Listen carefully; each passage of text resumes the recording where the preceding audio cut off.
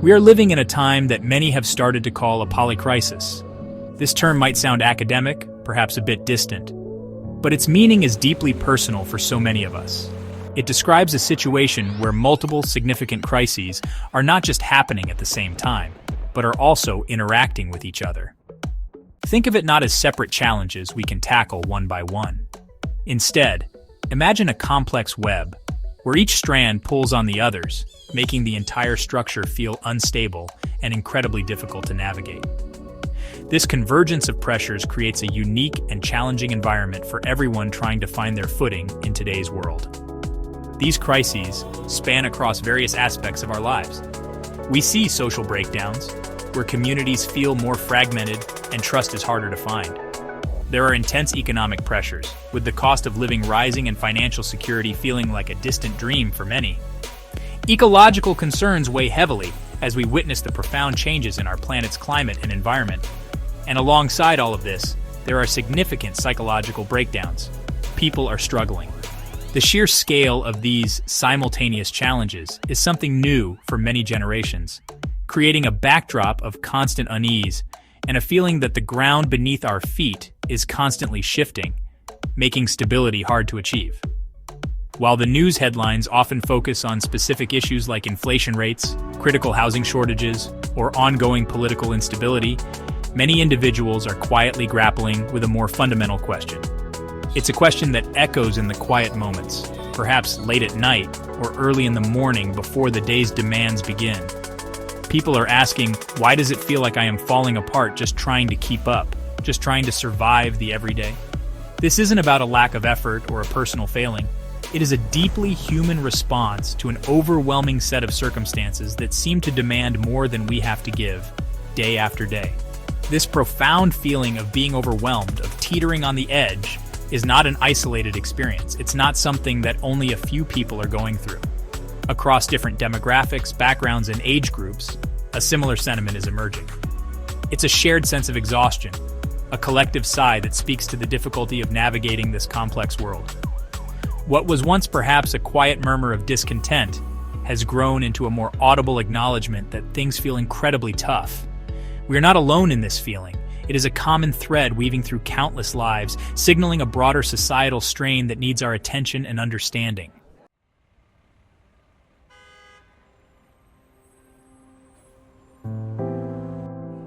For so many, the daily reality has become a relentless cycle of trying to keep heads above water.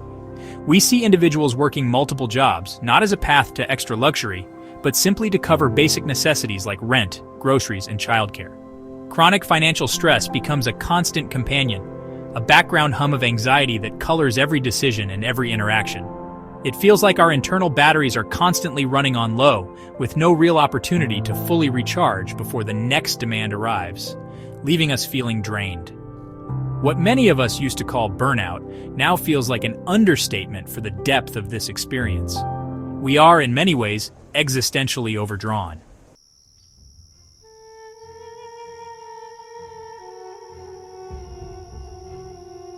There was a time when certain cultural narratives offered a clear path, a sense of promise. We were told that if you work hard, success and stability would follow. These were the unwritten rules for upward mobility. For generations, this formula seemed to hold true. It was a comforting belief system. However, these narratives now feel hollow for many. The equation no longer adds up. If wages stagnate, how can hard work guarantee security? When housing costs soar, stability feels out of reach. Mental health deteriorates under these pressures. This creates a rupture in the social contract. The rules have changed, leaving many feeling lost. This rupture provokes deep frustration. The emotional impact is profound. It generates grief for the lost future. Confusion is common as paths no longer lead to expected destinations. There is a pervasive sense of betrayal. The system has let them down. This is the great exhaustion. It is not just physical tiredness, it touches every aspect of our being. It is an emotional exhaustion, it is a spiritual exhaustion, and it is a relational exhaustion. This state is not a personal failure. It is a collective response to an unsustainable structure.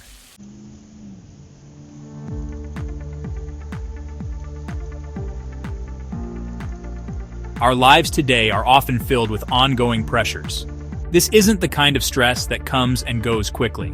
We are talking about chronic stress. It is a persistent sense of pressure. It can feel like a current that never stops flowing. Our bodies are designed for short bursts of stress. Think of ancient humans facing a sudden threat. They would react, then recover. But modern life often doesn't offer that recovery. The alarm stays on, indefinitely.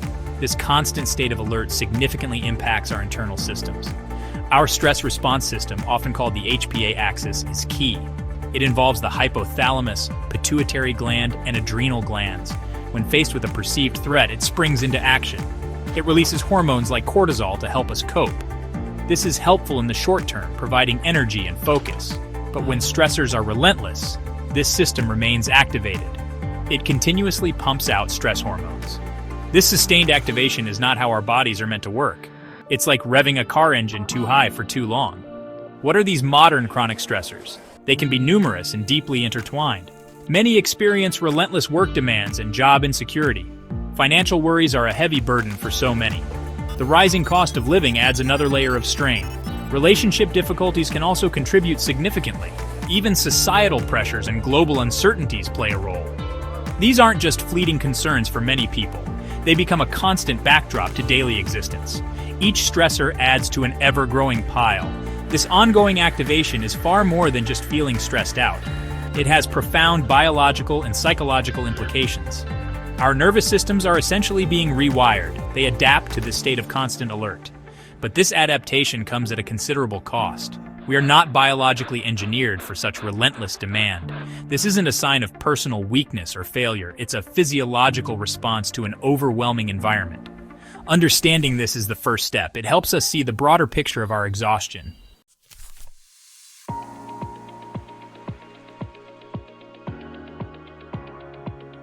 Allostatic load, the body's tireless tally. Scientists have a term for the wear and tear on our bodies. This wear and tear comes from chronic stress. It is called allostatic load, a concept introduced by Bruce McEwen. Think of it as the biological cost of long-term adaptation. Our bodies work hard to maintain stability, or allostasis. When we face constant stressors, this effort becomes immense. The body has to keep adjusting and readjusting. This sustained effort takes a toll over time. Allostatic load is essentially the price our physiology pays. It's the debt incurred from being in survival mode too long. This allostatic load doesn't appear overnight. It accumulates gradually, often without us noticing at first. It's not usually the result of one single traumatic event. Rather, it is the sum of many smaller, ongoing stressors. Imagine adding a small pebble to a bag every day. Each pebble alone seems insignificant, easy to carry, but over weeks, months, and years, the bag becomes heavy. Eventually, the weight becomes a significant burden. This is how allostatic load builds up in our systems. It's the cumulative impact of constantly adapting. The continuous activation of our stress response system is a major contributor. As discussed, the HPA axis can become dysregulated. This means cortisol levels might remain consistently high, or the system might become less efficient at managing stress. Other stress mediators in the body are also involved. Things like inflammation markers can increase. Metabolic changes can occur. This creates a complex cascade of physiological effects. Our internal balance is disrupted by this ongoing strain. The body is trying its best, but it's an uphill battle. The consequences of a high allostatic load are serious. It can increase our vulnerability to a wide range of health problems. This includes both physical and mental health issues. It can weaken our immune system, making us more susceptible to infections. It can contribute to cardiovascular problems and metabolic disorders. This isn't something that's just in our heads. It is a real, measurable, physiological state. Our bodies truly are keeping a tally of the stress we endure. Recognizing this helps us understand the depth of our exhaustion. It's a signal that our internal resources are being depleted.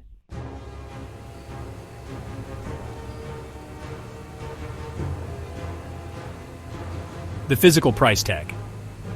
When your body rebels. Chronic stress often manifests as profound fatigue and sleep problems. This bone-deep weariness isn't fixed by sleep. Sleep issues and brain fog are common. Stress impairs decision-making and memory. Physical symptoms like headaches and muscle tension arise. Chronic stress can lead to serious health risks. Our bodies are resilient, but not infinitely so.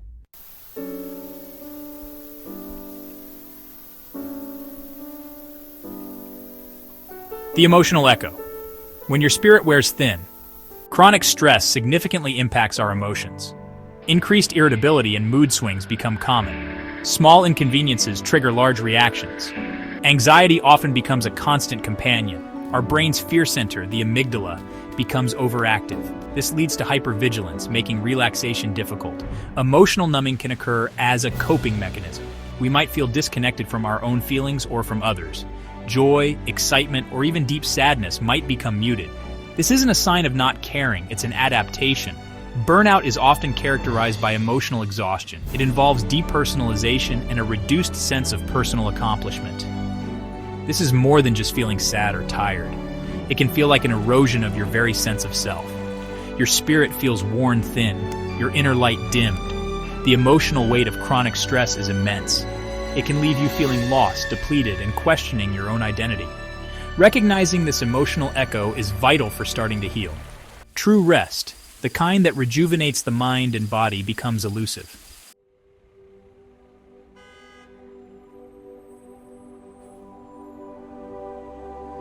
We often talk about stress and burnout, but there is another layer to our collective exhaustion. This layer is something called moral injury. It arises when our deeply held moral beliefs and values are violated. This isn't just about feeling overworked, it's about feeling compromised at our very core. Moral injury often stems from systemic demands. These demands can force us into situations where we must act against our conscience. This participation, even if reluctant, can create a deep internal conflict. A key aspect of moral injury is the feeling of having no good way out. Individuals often feel trapped. This sense of powerlessness, of being caught between a rock and a hard place, is a hallmark of moral injury. This experience often leads to a profound sense of systemic betrayal. Systemic betrayal cuts deeper than being let down by an individual. It undermines our faith in the world around us, leaving us feeling adrift and questioning where we can place our trust.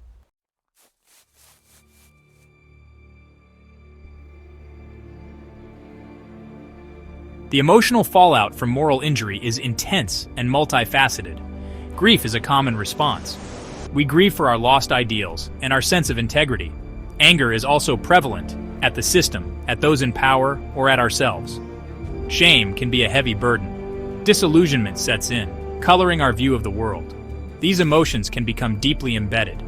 Often, these powerful emotions are suppressed or misattributed. We might blame ourselves for feeling so distressed. This self-blame only deepens the wound and isolates us further. Moral injury can profoundly impact our self-perception and our trust in others. Trust in institutions often crumbles. This erosion of trust can extend to relationships.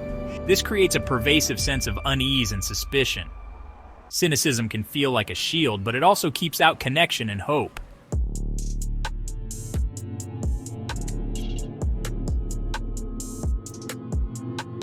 Moral injury often cuts to the very core of our spiritual being. Our values and moral beliefs are intertwined with our sense of purpose.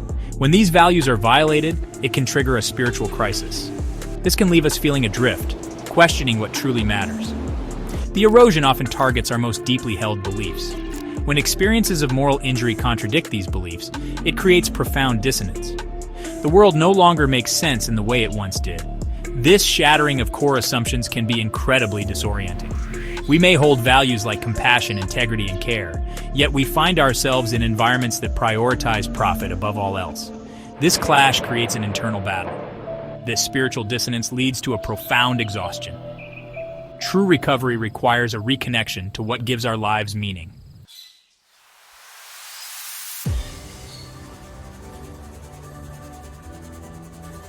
Beyond external pressures, there is a more subtle force at play.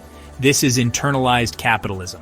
It describes how societal, economic principles become deeply embedded personal beliefs. We absorb the idea that our value is tied to our economic output. This internal taskmaster manifests in our daily lives. Many of us experience guilt when we attempt to rest. Leisure time often feels like something that must be earned. This pressure follows us home, coloring our weekends and holidays. The origins of these beliefs are complex and multifaceted. Hustle culture glorifies relentless work and portrays burnout as a badge of honor. Stories of tireless entrepreneurs become the blueprint for a valued life. The psychological impact of this internalized pressure is significant. It fuels a detrimental cycle of overwork and self-criticism. This internal taskmaster is part of us, making it difficult to escape its demands.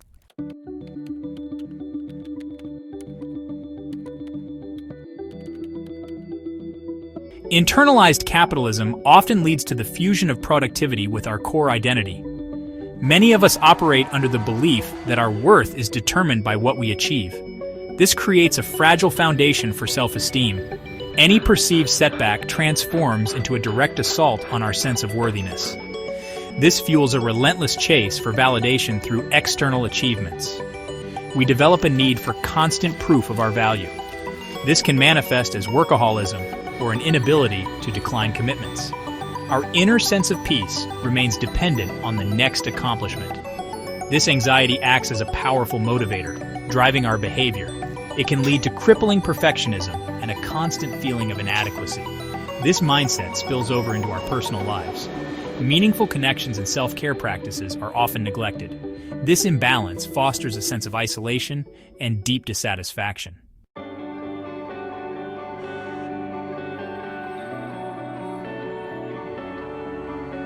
The cumulative effect of internalized capitalism and the equation of productivity with identity leads almost inevitably to burnout. Burnout is a multifaceted syndrome characterized by emotional exhaustion, cynicism, and reduced personal accomplishment. It is a deep depletion of mental, emotional, and physical resources. Burnout can escalate into existential collapse, where work and achievements feel hollow. This state is not an individual failing, but a systemic inevitability. Recognizing this shifts the blame from individuals to the system. This opens pathways for collective solutions and compassionate healing.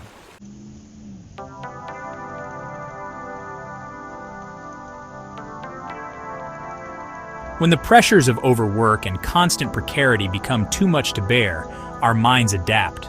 Emotional numbing is a survival strategy, not a sign of weakness.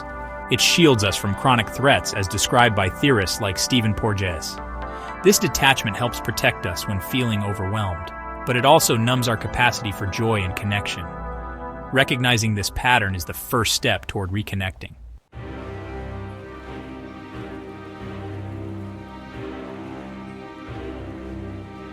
In our modern world, technology offers endless ways to escape our inner lives. The allure of doom scrolling, binge-watching TV series, and endless social media scrolling can be incredibly strong. These activities become digital anesthesia. They soothe a dysregulated nervous system. However, as scholars suggest, these diversions prevent deeper emotional processing. We remain in a cycle of superficial engagement. While providing short-term relief, the long-term effects are detrimental. They lead to emotional flattening and a dulling of our emotional landscape. This fosters profound disconnection, both from ourselves and others. The constant barrage of information, without time for reflection, leaves us feeling scattered and ungrounded. Consuming content without digesting it or connecting emotionally leads to perpetual distraction. This creates a paradox in our lives: hyperconnectivity without genuine intimacy. Surrounded by updates and notifications, we lack emotionally resonant contact.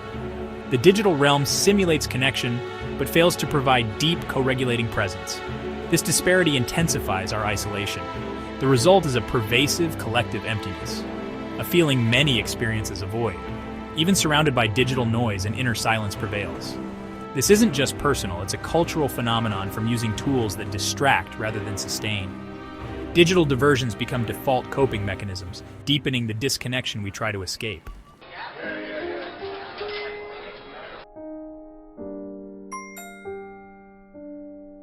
Historically, human beings have always relied heavily on relational co-regulation to navigate hardship and stress. Shared emotional processing within supportive groups helps us feel safe and manage difficult experiences. We are wired for connection.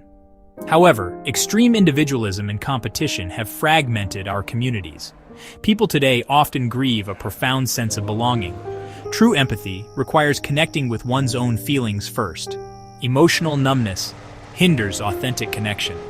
This deep emotional isolation contributes to the public health crisis of loneliness.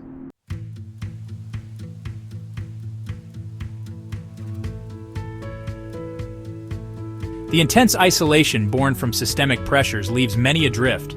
Rebuilding community is an essential act of reclamation. It requires conscious effort, turning towards one another. This process answers our innate craving for belonging. We must create spaces where genuine connection can flourish. Small, intentional steps forge connections based on shared values. These actions cultivate spaces for authentic interactions. Even small acts of connection weave a resilient social fabric.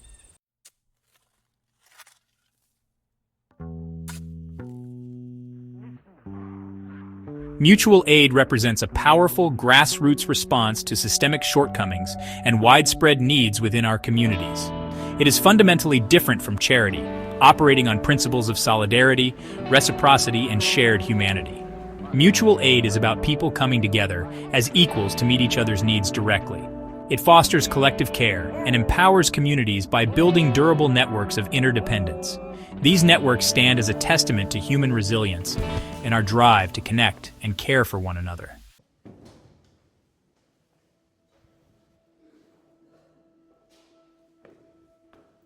Relational recovery delves deeper than simply being part of a group or participating in a mutual aid network. It speaks directly to the quality and health of our individual connections and, crucially, our internal capacity for sustained, authentic relating with others. Systemic pressures, the burden of chronic stress, and the resulting emotional numbing we have discussed can inflict significant, often invisible wounds on our ability to connect meaningfully. Relational recovery, therefore, is the conscious and often challenging process of healing these relational patterns and capacities. It involves courageously addressing the ways we might have learned to protect ourselves through emotional withdrawal, pervasive mistrust, or habitual superficial engagement, and actively finding pathways back to more nourishing, reciprocal, and life-affirming interactions. At the very heart of relational recovery lies the courage to embrace vulnerability and authenticity in our interactions. After experiencing periods of systemic betrayal, widespread social fragmentation, or prolonged emotional self-protection, learning to trust again, both in ourselves and in others, can be a difficult and tender journey. It requires us to consciously choose to show up as our genuine selves, with all our imperfections and complexities, and to simultaneously strive to create spaces where others feel safe enough to do the same. This delicate process also involves the crucial skill of identifying, communicating, and maintaining healthy boundaries. Boundaries, often misunderstood, are not about pushing people away. Rather, they are about respectfully defining what is acceptable and safe for us, an essential component for building sustainable and respectful relationships. There are tangible practices and intentional behaviors that can actively support this vital journey of relational recovery. Cultivating active listening skills, the ability to truly hear another person's perspective without immediately formulating a response or rebuttal, is absolutely fundamental to building understanding. Practicing empathetic communication, wherein we strive to understand and sensitively share in the feelings of another, builds strong bridges of connection and fosters mutual respect. Learning to navigate inevitable conflict constructively and to consciously repair relational ruptures when they occur, rather than avoiding disagreements or letting resentments fester, significantly strengthens bonds over time. It also means mindfully choosing to invest our limited emotional and physical energy in connections that are genuinely nourishing and reciprocal, while gracefully and respectfully disengaging from those that consistently deplete or harm us. Ultimately, relational recovery is foundational, not only to individual psychological well-being, but also to the collective resilience of our broader society. When individuals begin to heal their innate capacity for deep, authentic connection, they become better equipped to build stronger families, more cohesive and supportive communities, and more compassionate workplaces. This healing process invariably ripples outward, creating positive change on multiple levels. Each mended relationship, each consistent act of genuine empathy, each successfully navigated conflict contributes to a more caring, understanding, and compassionate social fabric. It is largely through these renewed and strengthened connections that we find the collective strength and shared hope necessary to navigate the great exhaustion and begin to collaboratively imagine and build a more interconnected, equitable, and supportive future for everyone.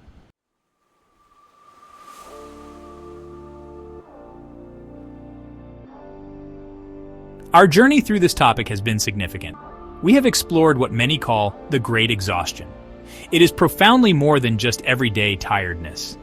It is a deep, collective human experience, a deeply resonant response to a world that feels like it's fraying. So many of our established systems seem unstable now. This includes social structures, economic realities, and our personal lives. The old familiar maps no longer reliably guide our way. We feel this profound shift deep within our bones. This, in essence, is our shared, deeply felt, modern reality.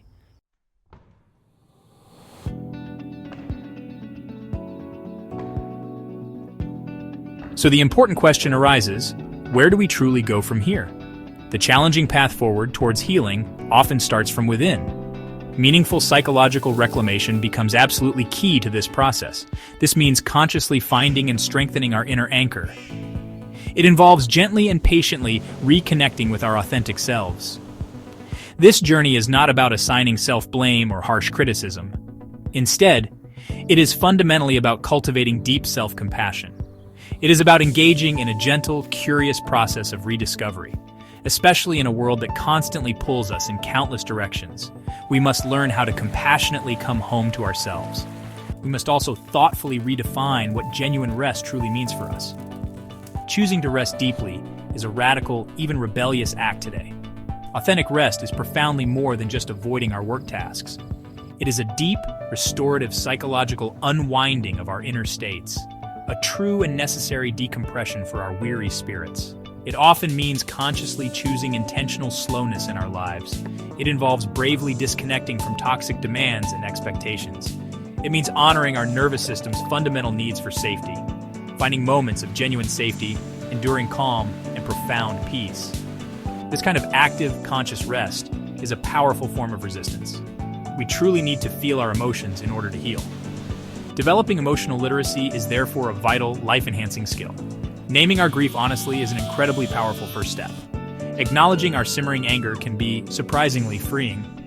Validating our persistent fear is an important act of self-care. These small, conscious acts help fight against pervasive numbness. Journaling can serve as a gentle, insightful guide on this path.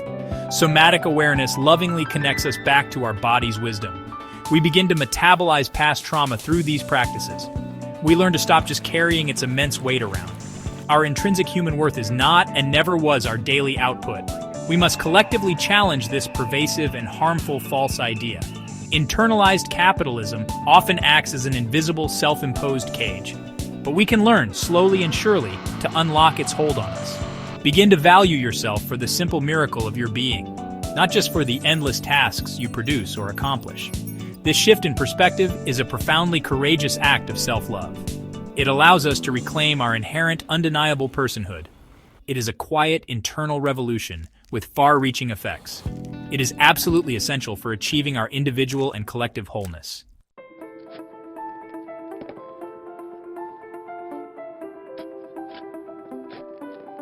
We cannot heal all alone. True healing is profoundly relational. It thrives within supportive community. We need nurturing relational containers to flourish.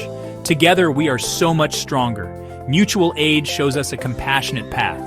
Offer what you can with an open heart. Learn to receive support with gratitude. This is true interdependence flourishing. A humane future is possible, built on care, not extraction. Let our vision guide our dreams. Small acts create lasting change. That is the way forward, together.